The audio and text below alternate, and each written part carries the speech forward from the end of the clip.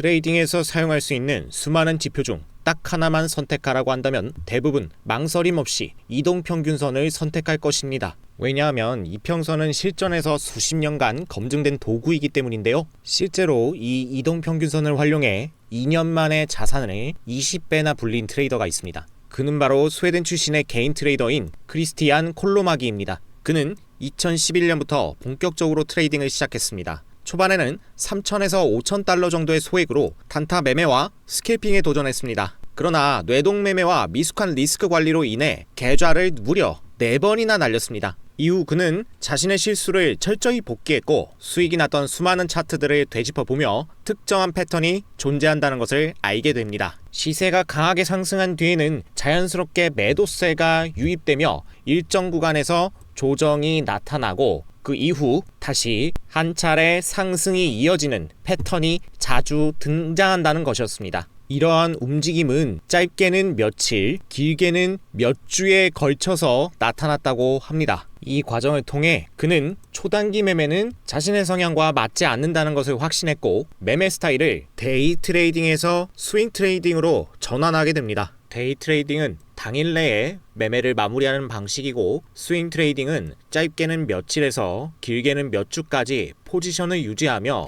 더 큰 흐름을 노리는 전략입니다. 그리고 마침내 2013년 그의 인생을 바꾸는 전환점이 찾아옵니다. 그의 수익률은 무려 352%, 그리고 이듬해인 2014년에는 646%를 기록하며 5,000달러였던 계좌는 단 2년 만에 10만 달러 이상으로 불어나게 됩니다. 이렇게 자산을 수십 배로 불릴 수 있었던 건 정교하게 설정된 원칙 덕분이었습니다. 먼저 자금 운용 원칙부터 살펴보겠습니다. 첫 번째 원칙으로 투자금은 전체 자산의 10%에서 20%만 사용했습니다. 이는 리스크로부터 자신을 보호하기 위한 방어 전략이었습니다. 두 번째로 손실은 전체 자산의 0.5에서 1.5% 이내로 제한했습니다. 다시 말해서 원금이 1억이라면 매수는 1,000만원에서 2,000만원 규모로 진행하고 손절은 50만원에서 150만원 수준으로 설정한 것입니다. 이처럼 단순하지만 명확한 원칙에 따라 일관되게 매매한 결과 그의 수익은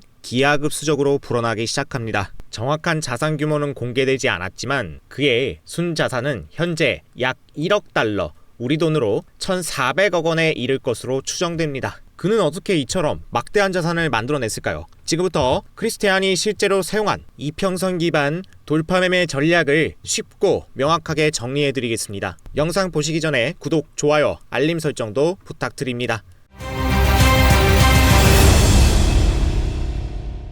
그가 발견한 원리는 시장이 일정한 패턴을 반복한다는 것이었습니다. 특히 강한 상승이 나온 뒤에 잠시 눌림이 나오고 2차 상승으로 이어지는 흐름이 자주 반복됐습니다. 크리스티안은 이를 바탕으로 눌림목 돌파 전략을 만들어냈습니다. 이 전략은 단기 매매는 물론 중기 포지션 운용까지 다양한 시간 프레임에 적용할 수 있습니다. 실제로 그는 이 전략을 통해 큰 수익을 올렸습니다. 그렇다면 그가 구체적으로 어떻게 매매했는지 차트 분석으로 그의 진입 타이밍을 살펴보겠습니다. 크리스티안 콜로마기는 일본 기준 10, 20, 52평선을 사용해 눌림목 돌파 전략을 운용했습니다. 이 수치들은 당시 그가 집중했던 스윙 전략에 잘 맞았고 실제 수익으로 이어졌습니다. 하지만 이 전략을 시간봉이나 분봉 같은 더 짧은 타임프레임에 그대로 적용하려 하면 문제가 발생합니다. 단기 프레임에선 해당 이평선들이 너무 민감하게 반응해 신호가 과도하게 발생하고 불필요한 손절이 반복될 수 있습니다. 그래서 기존 전략의 틀은 유지하되 더 안정적으로 적용할 수 있는 조합으로 21, 55, 89 지수 이동평균선을 활용할 수 있습니다. 이 세 숫자는 피보나치 수열의 주요 값으로 많은 트레이더들이 실제로 사용하는 대표 조합입니다. 이제 트레이딩뷰 차트에 3개의 지수 이동평균선을 추가해 보겠습니다. 먼저 차트 상단에 지표 탭을 열고 검색창에 지수 이동평균을 입력하면 테크니컬즈 항목에 나타난 이 지표를 3번 클릭해 화면에 추가합니다. 그 다음 차트의 좌측 상단에 설정된 각 EMA의 옵션 창을 차례대로 열고 인풋 항목에서 길이를 각각 21, 55, 89로 설정합니다. 색상은 화면에 보기 편한 대로 설정해 주시면 됩니다. 차트에 보이는 이 세 가지 이평선을 활용하면 진입 시점을 보다 명확하게 판단할 수 있습니다. 그렇다면 지금부터 구체적인 진입 기준과 익절 그리고 손절 조건을 설명드리겠습니다. 가격이 상승 추세에 있을 때 21, 55, 89 이동평균선이 위에서 아래로 순서대로 배열되면 정배열 조건이 성립합니다. 이후 가격이 21선 혹은 55선 아래까지 눌리는지 관찰합니다. 이때 중요한 선은 가장 하단에 있는 선인 89 이평선입니다. 조정이 나와도 종가 기준으로 이 89선을 지켜낸다면 상승 추세는 유지되고 있다고 판단합니다. 반대로 89선을 이탈한다면 추세가 하락 반전될 가능성이 커지기 때문에 이 구간을 이탈해서는 안 됩니다. 이후 가격이 일정 구간에서 횡보를 하면 추가 상승을 위한 에너지를 축적하는 구간으로 해석합니다.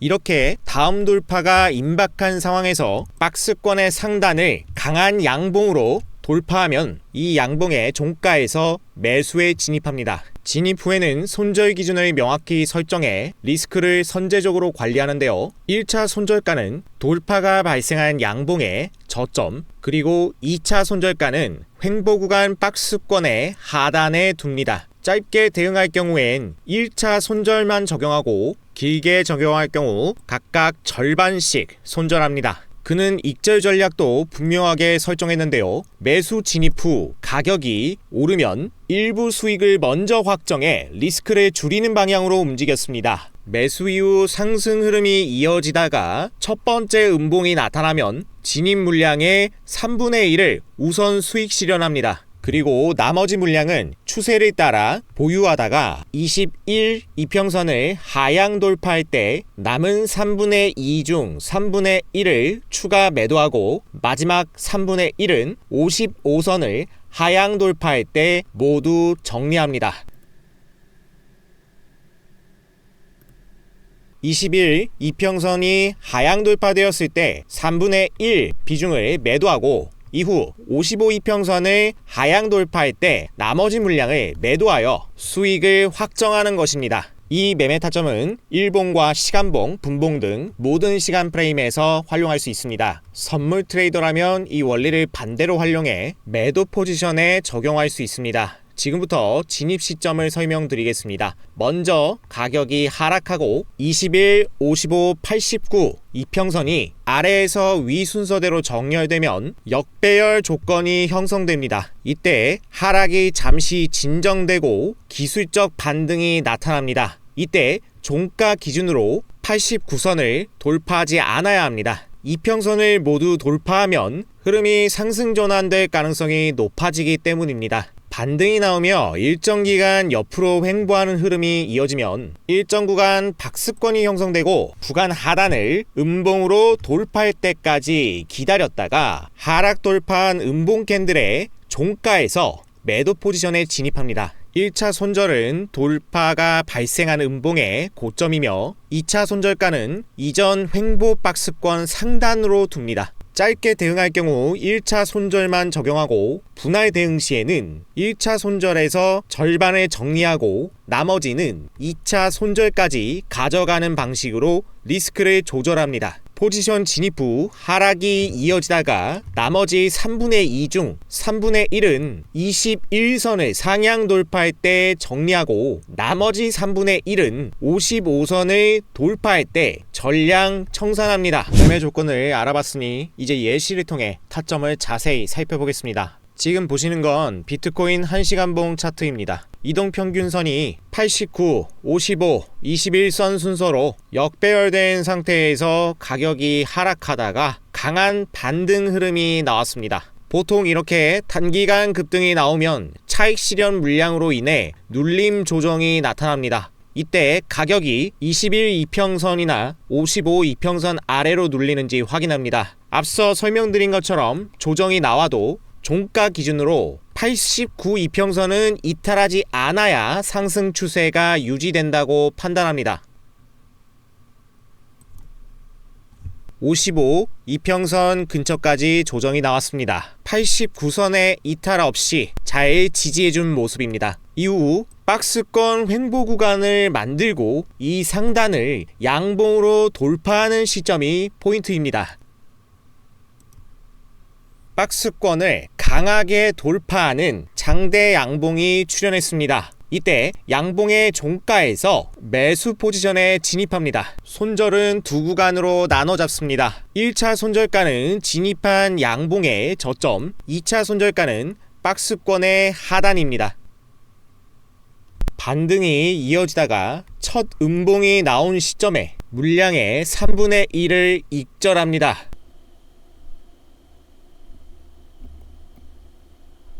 이후 캔들이 종가 기준으로 20일 이평선을 이탈하면 또 한 번 3분의 1 수익 실현을 하고 마지막 남은 물량은 55선을 종가 기준으로 이탈할 때 모두 정리하여 수익을 실현합니다. 이처럼 분할 매도를 통해 추세를 끝까지 따라가는 전략은 손익비가 극대화됩니다. 보시는 것처럼 손절과 익절을 설정하면 손실보다 훨씬 큰 수익 구간이 발생하고 이러한 과정이 누적되어 복리 수익을 실현하는 것입니다. 이번에도 바닥권에서 상승 흐름이 이어졌던 차트를 보겠습니다. 고점 부근에서 매도 물량이 출현하며 21 이평선에 잠깐 이탈하는 조정 흐름이 나왔습니다. 이후 횡보가 계속되는 구간에서 박스권 상단을 돌파하는 캔들이 나오는지 확인해 보겠습니다.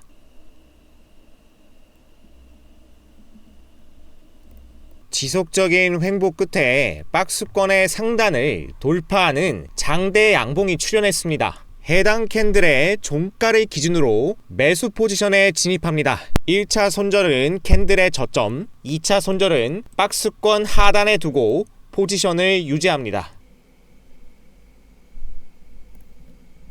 소폭 상승 후 음봉이 발생했을 때 보유 물량의 3분의 1을 우선 정리합니다. 곧이어 20일 이평선을 종가 기준으로 이탈하는 흐름이 나타나 3분의 1을 추가 매도합니다. 이때 두 번째로 매도한 3분의 1은 진입 캔들의 종가를 기준으로 손실 구간에 해당하지만 원칙 그대로 대응해야 합니다. 20일 이평선이 닿을 때 이미 매도가 진행되었으므로 남은 3분의 1 물량은 추세대로 보유하다가 55 이평선을 종가 기준으로 이탈할 때 정리하는 것을 원칙으로 합니다.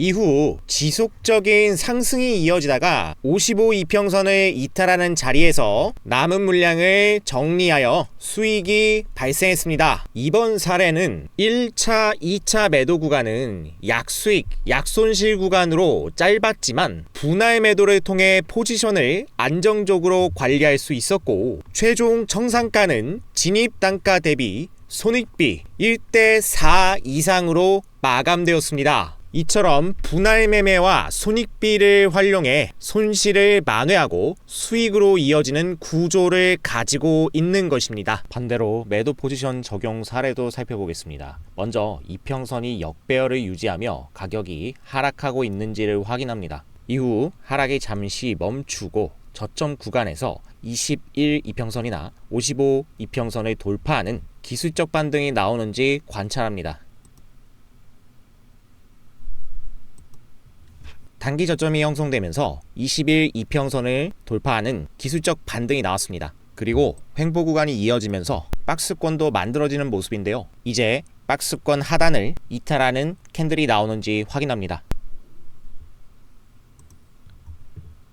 횡보 지지 구간을 강하게 이탈하는 음봉이 출현했고 종가 기준으로 매도 포지션에 진입합니다. 1차 손절은 진입 캔들의 고점이고 2차 손절은 박스권 상단입니다. 하락 추세가 진행되다가 첫 양봉이 나타난 시점에서 보유 물량의 3분의 1을 정리합니다. 그리고 종가 기준으로 20일 이평선을 돌파하는 자리에서 남은 물량의 3분의 1을 추가 매도합니다. 나머지 물량은 55 이평선을 돌파할 때까지 보유합니다. 그 후 하락 추세가 유지되다가 55이평을 돌파하는 시점에 남은 물량을 정리합니다. 이로써 손익비 1대2 이상의 수익이 확정되었습니다. 이 차트도 역배열이 형성되며 하락 흐름이 발생합니다. 이후 단기 저점에서 기술적 반등이 일어났고 21 이평선을 돌파하는 단기 기술적 반등이 발생했습니다. 그 후 박스권이 만들어지면서 횡보가 이어지는 모습인데요. 이 박스권의 하단을 하락 돌파하는 음봉 캔들이 나올 때까지 기다립니다. 저점을 이탈하는 음봉의 종가에서 매도 포지션에 진입합니다. 이때 1차 손절가는 진입 캔들의 고점이 되고 2차 손절가는 박스권 상단입니다. 이렇게 포지션 진입 후 하락이 나오다가 첫 양봉이 발생한 시점에 물량의 3분의 1을 익절하고 나머지를 관찰합니다. 이후 하락 추세가 이어지다가 종가 기준으로 21 이평선을 돌파할 때 물량의 3분의 1을 추가로 청산하고 그리고 남은 잔량은 55 이평선을 종가 기준으로 돌파할 때까지 보유합니다.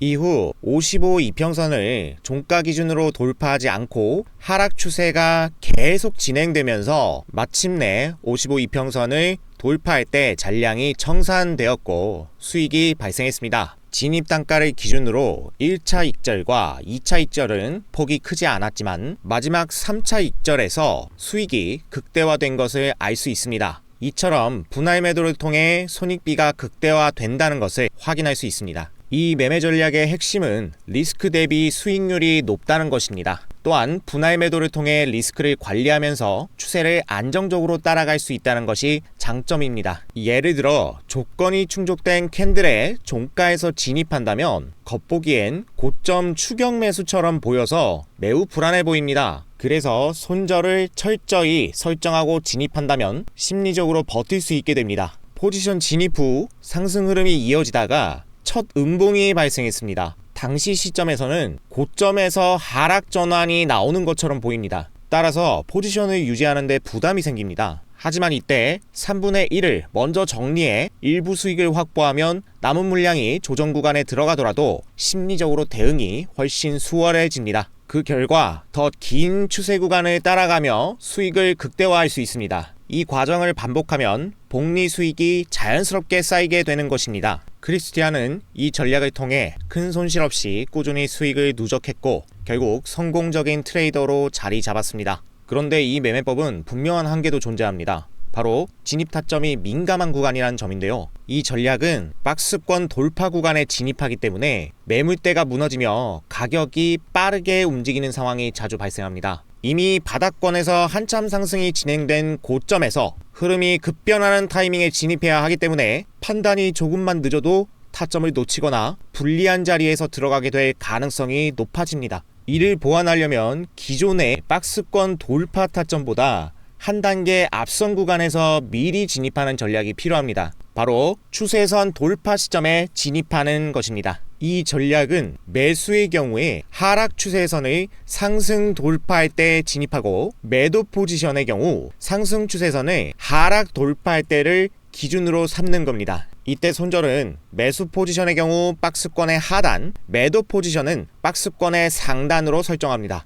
앞서 말씀드렸던 예시에 적용해 보겠습니다. 먼저 상승 추세입니다. 기존 전략에서는 상승 추세가 55선을 이탈한 뒤 조정을 받고 박스권 상단을 돌파하는 양봉이 나온 시점에 그 종가에서 매수에 진입하는 방식이었죠. 하지만 이 타이밍보다 조금 앞선 구간, 즉 하락 추세선을 돌파하는 순간에 매수 포지션에 진입할 수 있습니다. 이 캔들의 종가에 진입하게 되는 경우 손절선은 박스권의 하단으로 잡습니다. 이 전략을 적용하면 당시 시점에서는 고점 추격 매수가 될 수도 있는 돌파 매수보다 더 낮은 가격에 진입해 손절은 짧아지고 수익 구간은 극대화됩니다. 두 번째 상승 사례 보겠습니다. 기존 전략에서는 박스권의 고점을 돌파하는 양봉의 종가에서 매수에 진입했습니다. 하지만 이 타점은 가격이 많이 오른 상태라 진입 부담이 크다는 단점이 있습니다. 반면 21 이평선과 55 이평선이 이탈된 이후 형성된 하락 추세선을 돌파하는 양봉이 나올 때마다 해당 캔들의 종가를 매수 진입하고 손절을 각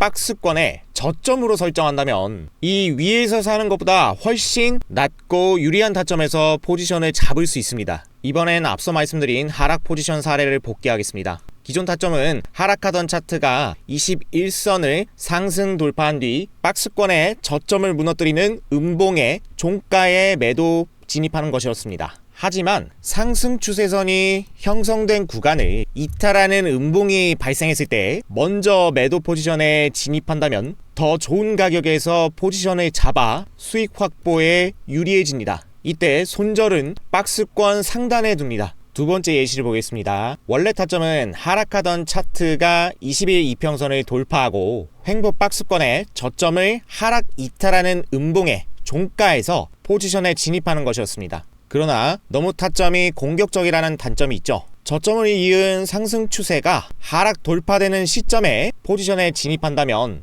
한 템포 빠르게 들어가서 수익 확보에 유리해집니다. 이때 손절은 박스권 상단에 둡니다. 이 방법을 사용하면 기존 가격보다 더 유리한 자리에 들어가기 때문에 손절 가격도 짧아지고 수익은 극대화되는 장점이 있습니다. 지금까지 크리스티안 콜로마기의 박스권 돌파 전략 이평선을 기반으로 그의 매매 핵심을 살펴봤습니다. 그리고 이어서 박스권 돌파 타점의 한계를 보완할 수 있는 추세선 돌파 응용도 함께 살펴보았는데요. 그의 이평선 매매 원칙은 손익비를 극대화하는 전략이었고 여기에 추세선 응용을 통해 빠른 진입과 짧은 손절로 실전에서 유리한 흐름을 적용하는 방법을 말씀드렸습니다. 오늘 영상이 여러분의 매매 기준을 한 단계 끌어올리는데 도움이 되셨길 바랍니다. 영상이 유익하셨다면 구독, 좋아요, 알림 설정 부탁드리고 지금까지 비트 고수였습니다. 끝까지 시청해주신 여러분 고맙습니다.